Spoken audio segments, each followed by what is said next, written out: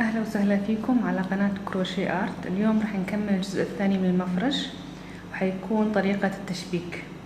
أنا عملت 3 وحدات على أساس نتعلم كيف نشبك الوحدة الرابعة من ناحيتين، من الناحية العلوية ومن الناحية الجانبية. مثل ما احنا شايفين في كل ناحية فيها 8 غرز بايكوت. 1 2 3 4 5 6 7 8. اوكي، بس البايكوت الأولى والبايكوت الأخيرة من كل ناحية راح تكون حرة، يعني ما راح نشبك فيها أي طرف. حنشتغل بس في البايكوت الوسطى، يعني من الثانية إلى السابعة، هذولا راح نشبكهم. عملت الوحدة هذه، وفي الدور الأخير عملت الزاوية الأولى كاملة من 3 أقواس، والزاوية الثانية عملت قوس ونص، يعني عملت في القوس الأول 2 بايكوتس، والقوس الثاني عملت 2 بايكوتس، لكن ما عملتش الثالثة راح أشبكها مع الغرزة الثانية من السطر العلوي، بعدين سلسلة، بعدين أربط في الغرزة الثانية، مش الغرزة الأولى، الغرزة الثانية من البايكوت المقابل، وأعمل منزلقة.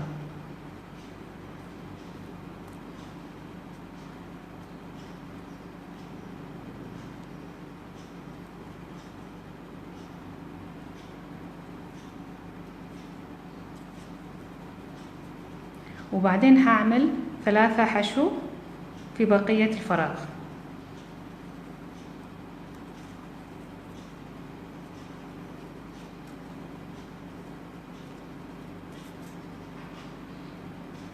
الآن في الفراغ اللي جنبه هعمل 3 حشو، 1 2 3، بعدين سلسلة، بعدين أربطها في البايكوت المقابلة، أدخل الإبرة، أسحب الخيط وأعمل غرزة منزلقة.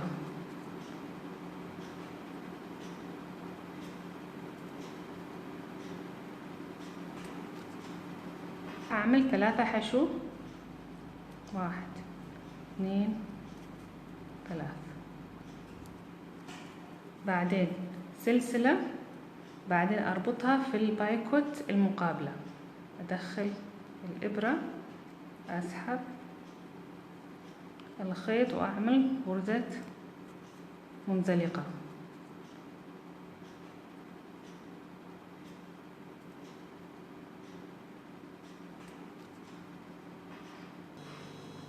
وأعمل في نفس الفراغ 5 حشو، 1 2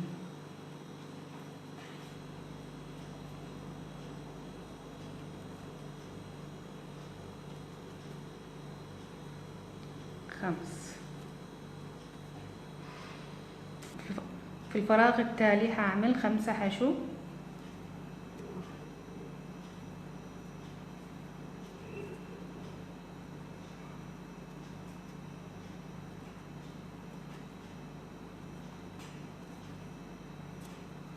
سلسلة، وأربطها في البايكوت المقابلة، وأعمل غرزة منزلقة للتثبيت.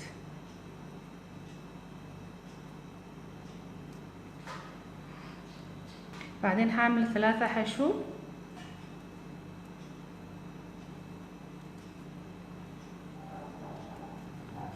سلسلة، وأربط في البايكوت المقابلة بمنزلقة.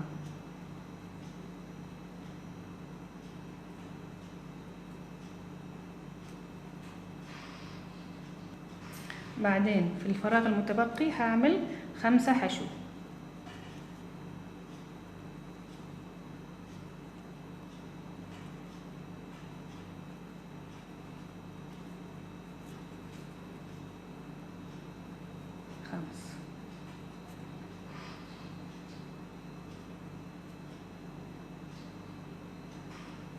بعدين هعمل 5 سلاسل، 2 3 4 5.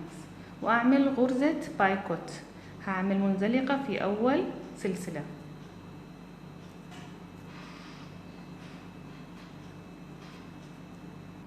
في الفراغ المقابل راح أعمل 2 حشو، 1 2 و7 سلاسل، 1 2 3 4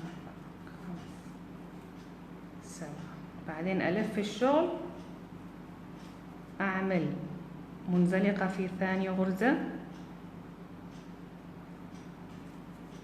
وغرزة حشو في الغرزة اللي بعدها. بعدين ألف الشغل مرة ثانية في القوس اللي طلع لي، هعمل 3 حشو، 1 2 3 سلسلة، وحربط في البايكوت المقابلة.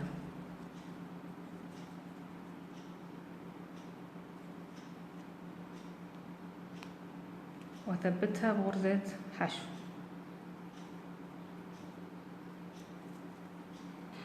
أعمل بعدين 3 حشو، 1 2 3.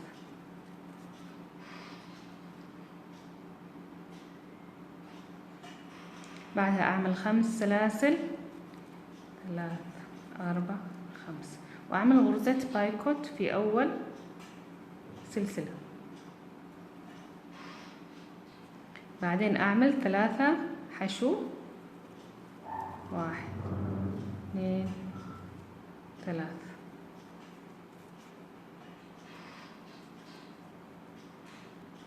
أعمل سلسلة وأربطها في البايكوت المقابلة، بس البايكوت المقابلة مش الأولى، الثانية، وأثبتها بغرزة منزلقة.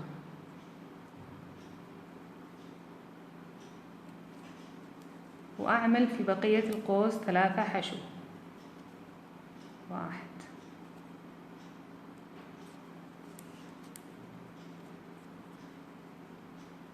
2 3.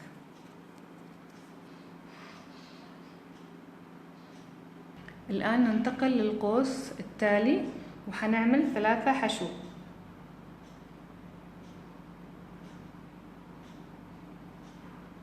1 2 3. بعدين سلسلة ونشبك في الغرزة المقابلة، في البايكوت المقابلة.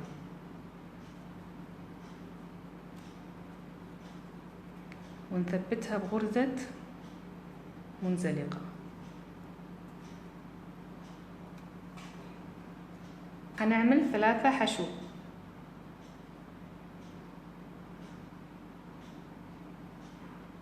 1 2 3. بعدين سلسلة ونشبك في الغرزة المقابلة، في البايكوت المقابلة.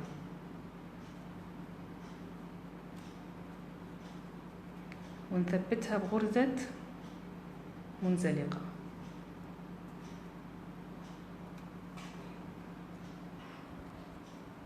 ونعمل في الفراغ المتبقي 5 حشو، 1 2 3 4 5.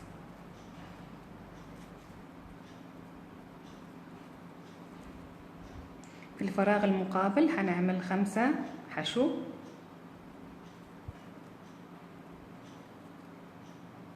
2 3 4 5. بعدين نعمل سلسلة ونربط في البايكوت المقابلة. نعمل غرزة منزلقة،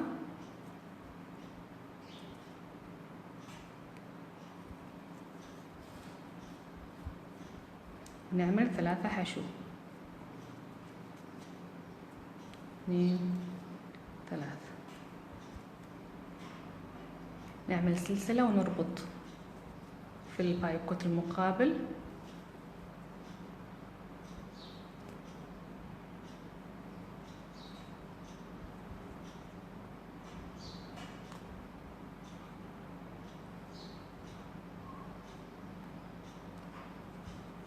ونثبتها بغرزة منزلقة.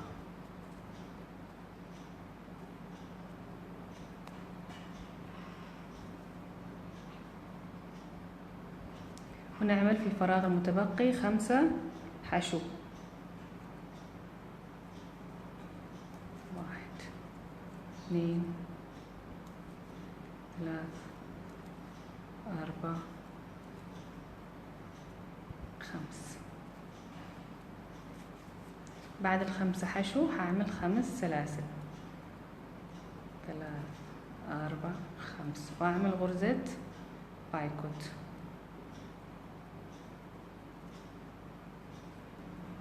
في الفراغ التالي هعمل 2 حشو، 1 2، وبعدها 7 سلاسل، 1 2 3 4 5 6 7، والف الشغل. اعمل منزلقة في ثاني حشوة،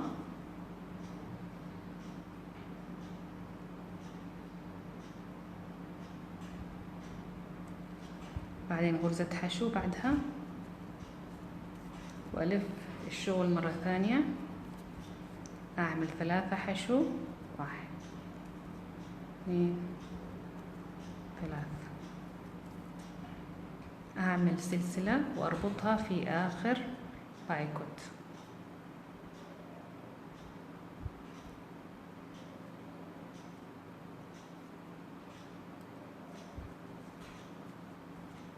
غرزة منزلقة،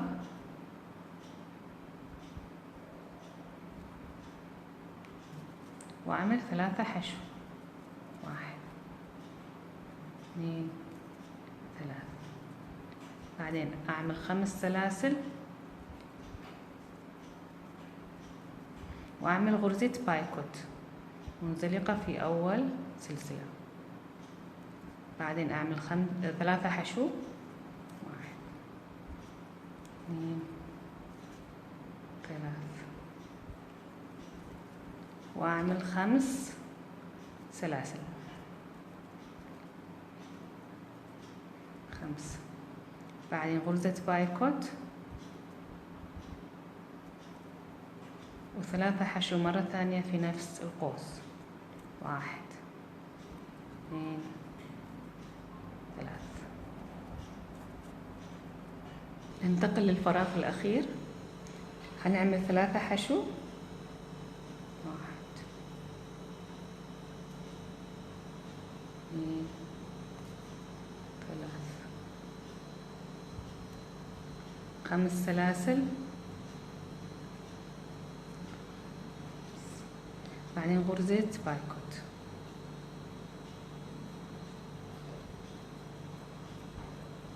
ثلاثة حشو مرة ثانية،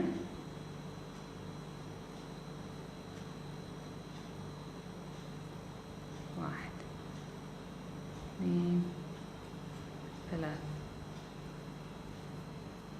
5 سلاسل، غرزة بايكوت مرة ثانية، وفي المكان وفي السطر المتبقي حنعمل 5 حشو، 2 3 4 5، ونعمل غرزة منزلقة في أول حشو. بكذا نكون خلصنا طريقة الربط في الناحيتين. أتمنى تكونوا استفدتوا من الفيديو، وأشكركم على المشاهدة، ودمتم في رعاية الله.